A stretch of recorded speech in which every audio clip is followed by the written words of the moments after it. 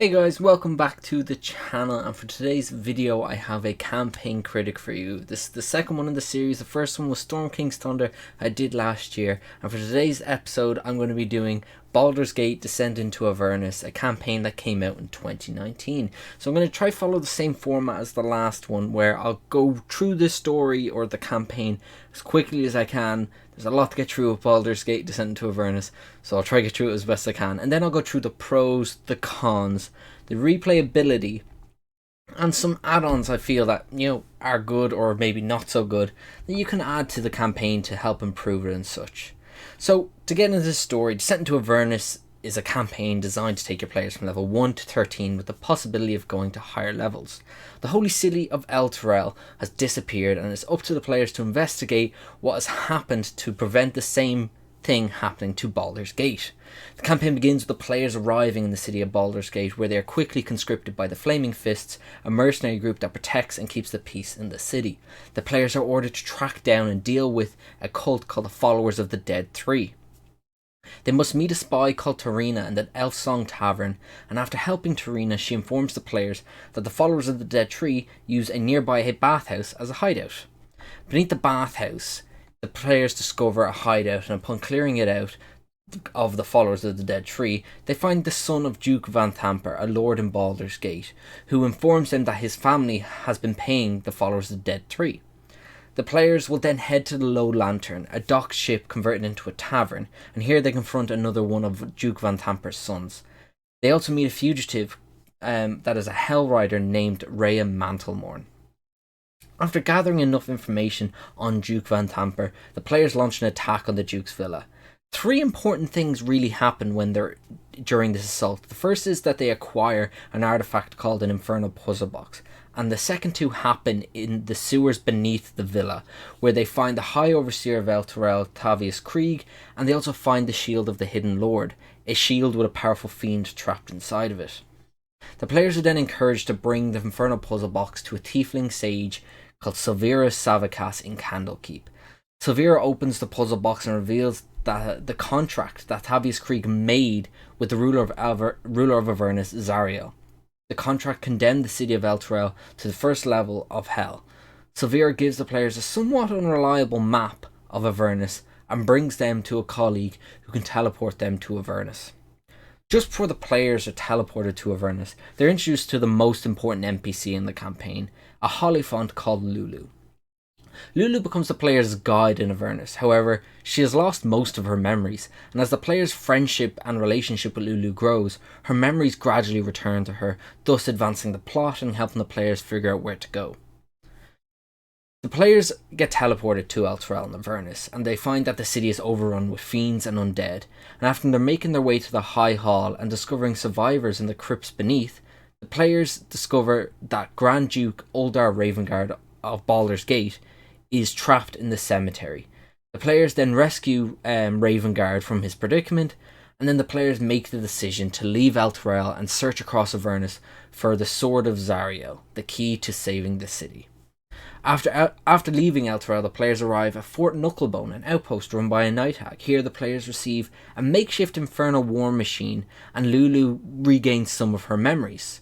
Lulu remembers that she needs to go to a place called the Bleeding Citadel. However, this leads them to the wrong location, and they end up at a place called Harriman's Hill. And here they are ambushed by a group of Sturges, and there's the possible chance that Harriman himself might show up. Nonetheless, Lulu gets captured by some Hell Wasps, and the players then make their way to the Hell Wasp nest, where they have to free Lulu. After freeing Lulu, she informs them of two important locations in her memory, a place where demons manifest and a place where demons are destroyed. Here the players can choose between taking two paths, the path of the demons and the path of the devils. Each path leads the players through a series of locations and threatening encounters, but ultimately end up with the players arriving at the Bleeding Citadel. When they arrive there, the players find the Bleeding Citadel being consumed by Avernus, and so the players must make their way through a dangerous set of tunnels to get inside the Citadel. Once they're inside, they find the Sword of Zariel. However, before they can take the sword, they are magically transported back into the past. The players find themselves in the town of Idilglen. I butcher that every time. Nonetheless, the town is being attacked by waves of gnolls and demons. And suddenly the Demon Lord Yinogu shows up, and the fight becomes seriously dangerous for the players.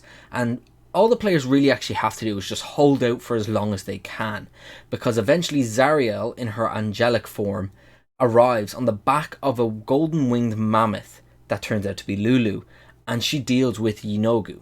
Once the encounter is over, any character who ultimately survived this kind of like flashback is able to remove the Sword of Zariel from the stone that it's being held in. And after this event, Lulu has all her memories, everything and all her abilities come back to her. The players now must track down Zariel and convince her to save Elturel. If they succeed in convincing her, Zariel regains her angelic form and saves Elturel. But if they fail, the players must come up with another way to save the city. They can either do it through an infernal pact, a divine sacrifice, or by some other means that they've come up with themselves. Either way, the campaign should end with Elturel being returned to the material plane and the city being saved by the players. And so it was a quick, very quick recap of a really good campaign, in my opinion. I really enjoyed playing this, and it was the first campaign I did in lockdown, so we did most of this online. And I genuinely enjoyed playing through it, I love the demons and devils aspect of D&D, and it's something I was really happy that they delved just that little bit more into. Nonetheless, though, I'm going to go through the pros and the cons of the campaign. So the first pro I feel of the campaign is the locations. Baldur's Gate is a really interesting city, especially when you compare it to that of the likes of Waterdeep. Baldur's Gate is like Gotham City from the Batman comics. It's dark, it's gritty, it's dangerous for the average person, or it feels like it. And I really do like that. There's a load of information in the book on Baldur's Gate, especially at the back. They have like a little gazetteer. So there's loads and loads of information. But really the location of the campaign that I love is Avernus. The fact that you get to go to hell at level 5 as well. Your players are sent to hell. Something that most campaigns won't do until, I would say, at the earliest level 12, maybe 13. The players get sent to a location that they're not prepared for, and they are spending most of their time running away from every fight that comes their way. And you really get that sense of danger, that sense of fear, your players being in this just hellscape. And I loved it. It was, not even in my opinion, it's the first campaign that really I felt it took the players out of their comfort zone. Storm King's Thunder still had towns and forests and locations players are very familiar with, but if you put them in a place where literally everything wants to kill them or take advantage of them, a lot of players are taken off their feet, and I love that with Avernus. The next two aspects are actually like small little, they're not huge things that I really liked about the campaign. Like, in the sense I loved them, but they're not huge contributions to the campaign. The first one is a place called the Wandering Emporium, and the players should get introduced to this when they are exploring Avernus after leaving Elturel and Fort Knucklebone. The Wandering Emporium is basically this bazaar where the players can buy anything that's essentially in the player's handbook. You can have magic items here if you want, and it's just it travels around and it pops up wherever the players are, essentially. And use the DM. This is a great way if you feel like your players are really struggling, if you use rations, or if they need ammunition for arrows, or they want new weapon stuff. This is the perfect way to do it. You can just be like, oh yeah, here it is, because that's what its purpose is. It literally just pops up out of nowhere, and the people and the characters that are in the Emporium are really fun to roleplay. And I would, if you run this campaign, I'd definitely recommend having it pop up more than once anyway. The next part is, and this is probably my favourite aspect that this introduced mechanically anyway, was the Infernal War Machines. This made it feel like Mad Max meets Dante's Inferno. Your players are given these vehicles that are powered by the souls of people who've been trapped inside these things called soul coins. They're a key kind of currency in Avernus. And essentially they are big, huge metal like trucks that have spikes on the wheels. They have harpoons, they have flamethrowers, they have like big metal grinders, wrecking balls, and they give you mechanics on how to play out these fights, how to use these weapons and stuff. And there are a few different types. I'll have them here in the video just so you can see what they all look like. And they are really fun. Your players get one that basically, the one they get from Fort Knucklebone is barren. There are no weapons and there are no armor. And basically, as the campaign goes on, you can let your players upgrade this vehicle and so on. And just it gets better and better for them as it goes on. However, there is the internal conflict that you actually have to destroy a soul to make the machine work. And so, for especially players who are good, like your clerics, your paladins, they might have some issues with you just expending a soul to make your car go, essentially. But nonetheless, the Inferno War Machines are an amazing addition to Descent into Avernus. And you could easily just reskin them and adapt them, put them in any other campaign if you wanted to. Now, moving on to the cons. The first one, I feel, and I call it level 1 TPK because that's what it is. When the players go to the Elf Song Tavern to talk to Tarina, she tells them that a former crew of pirates that she used to be with are trying to hunt her down. And essentially she wants the players to remain in the tavern until these guys show up, help her fight them, and then she'll tell them about the bathhouse and the hideout. This fight is so lethal. The players are severely outnumbered.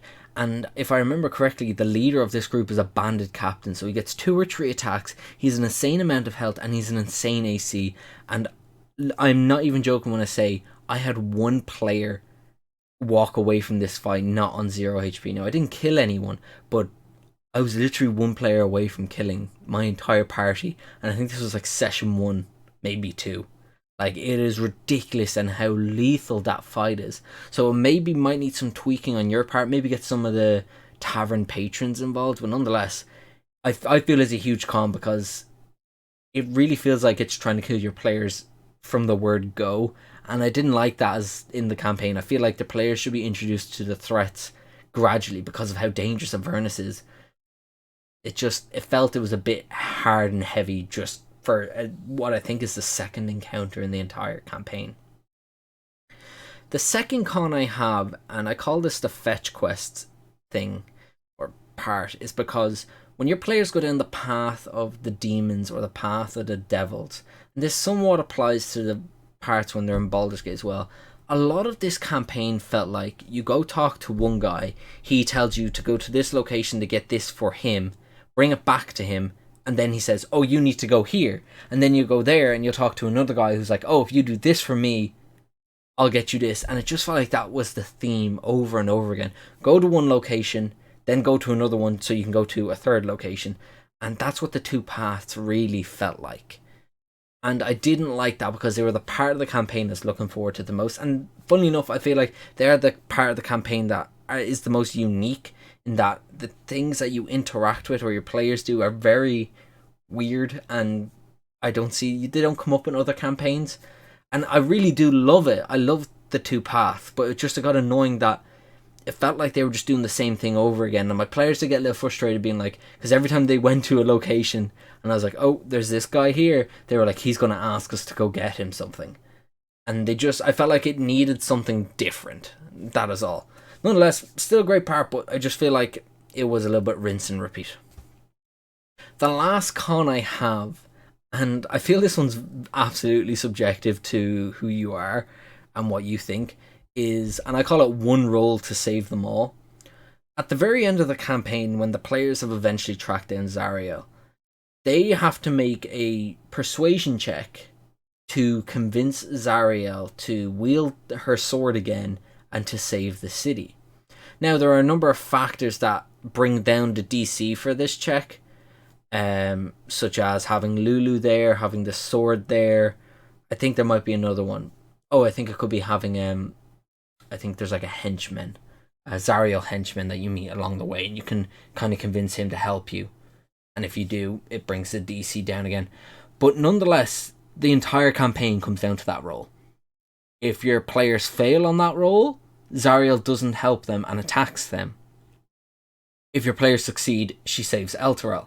I feel like that's just such a weighted roll. I mean, I don't think any campaign should come down to just one thing. I feel the players should, if they fail that first roll, okay, make the DC for a second roll higher, but add another situation to it. But the book doesn't say that. The book is literally, players make the roll, they fail, Zariel fights them. If they succeed, she helps them, and that's it. And I didn't like that.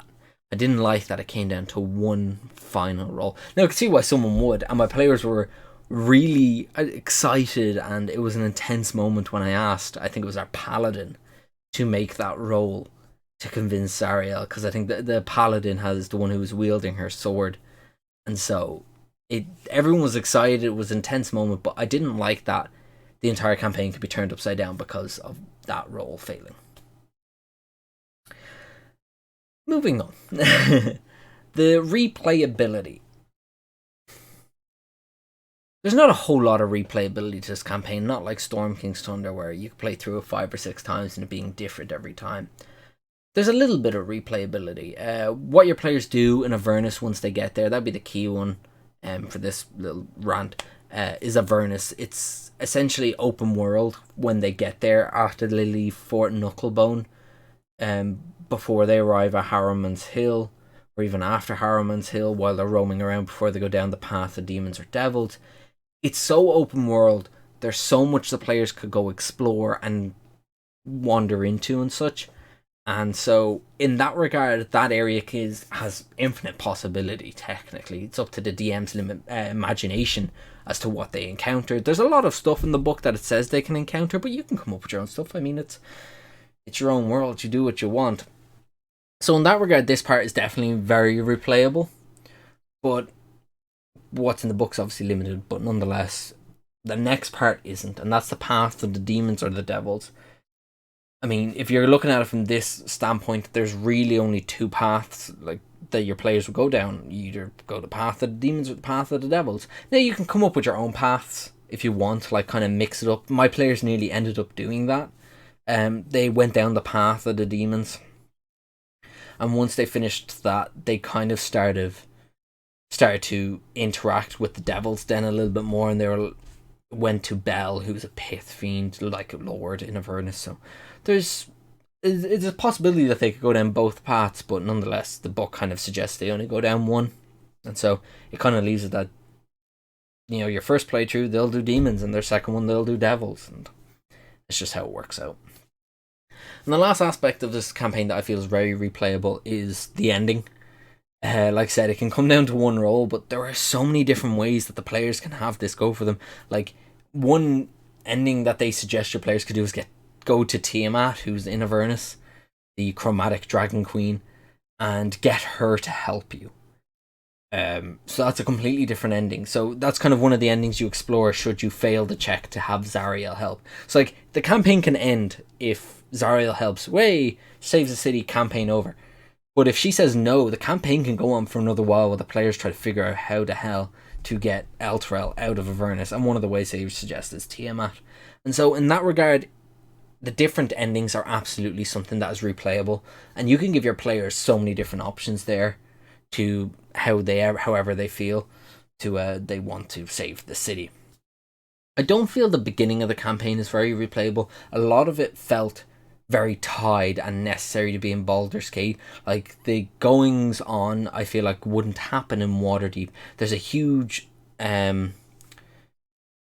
crisis going on because you have a load of people fleeing, refugees fleeing Elturel and trying to get into Baldur's Gate, and so I feel like you couldn't really apply that to Waterdeep because there's a big relationship between Baldur's Gate and Elturel. They're right next to each other, and Elturel's kind of seen as like the metropolis and Baldur's Gate seen as Gotham, and it's just, I feel the contrast is there, and that's why I don't feel the first part of this book is very replayable in that the sense that you can adjust it. Like, you can adjust it slightly, but I feel what they give you is kind of stuck to Baldur's Gate. And now the last part I want to discuss with this is the add-ons. And I only have 2. One is the DM screen. And comparing it to Storm King's Thunder screen, it's okay. It's not amazing. I didn't feel it had as much use in it as Storm King's Thunders did. I felt Storm King's Thunders, it was so helpful. I mean, there's a few stat blocks for the war machines.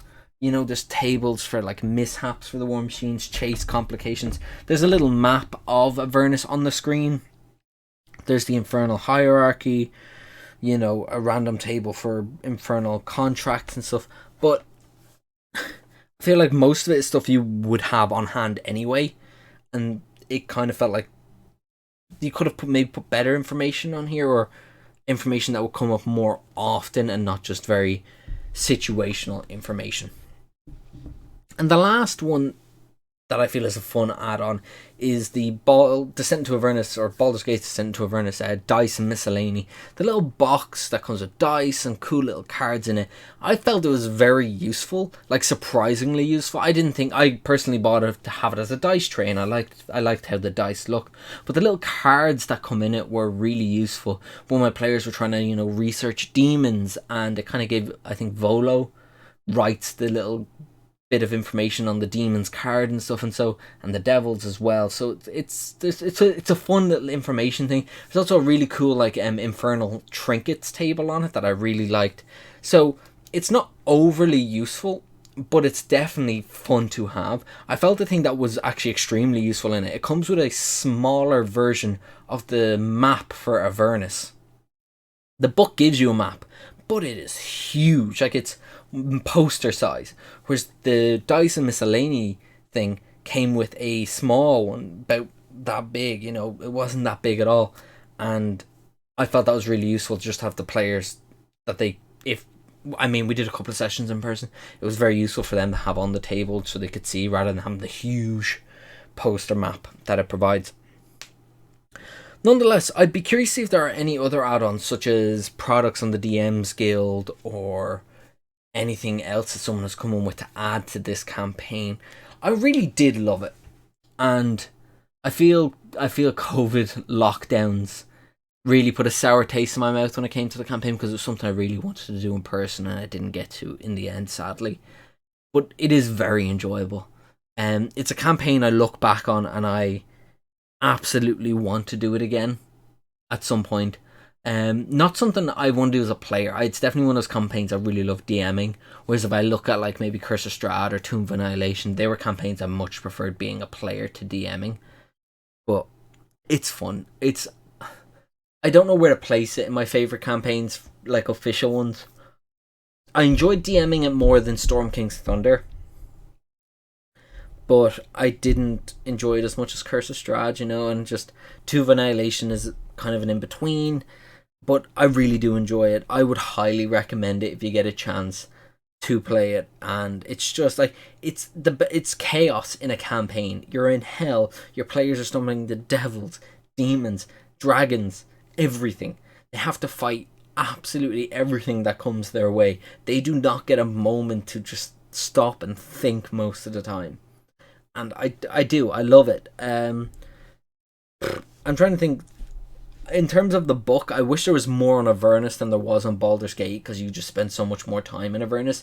The book really focuses on making Baldur's Gate like the key place, but I felt Avernus was just the key thing, and there's not enough information on Avernus as there is on, or I felt there wasn't as much information on Avernus as there was on Baldur's Gate. Just felt like they overloaded you with information for Baldur's Gate, but you don't spend as much time there. Like, if I remember,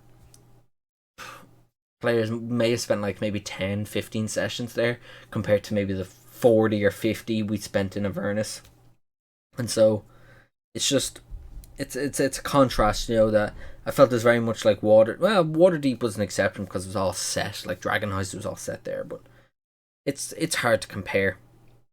Nonetheless, I'd love to hear what all your thoughts are on this campaign. Did you enjoy it? Did you play it? Did you go down the path of demons or the path of devils? What did you love about it? What did you hate about it? What parts of it would you like to replay yourself? And what other cool things would you add on? What cool is there, like little modules to add on, or little things to make Avernus that much better? I didn't really find any that I particularly liked, but I'm sure there are some out there. And if you know any, please put them in the comments section below.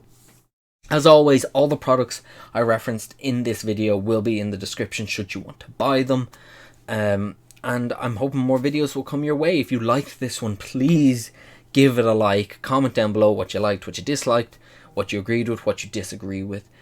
Please hit that subscribe button. It would mean so much to me if you would be wanting to come back for more of these videos. Also hit the notification, the little bell icon, that way whenever I post a video you don't miss it. Thank you so much for watching, and I'll see you all in the next video. Bye guys.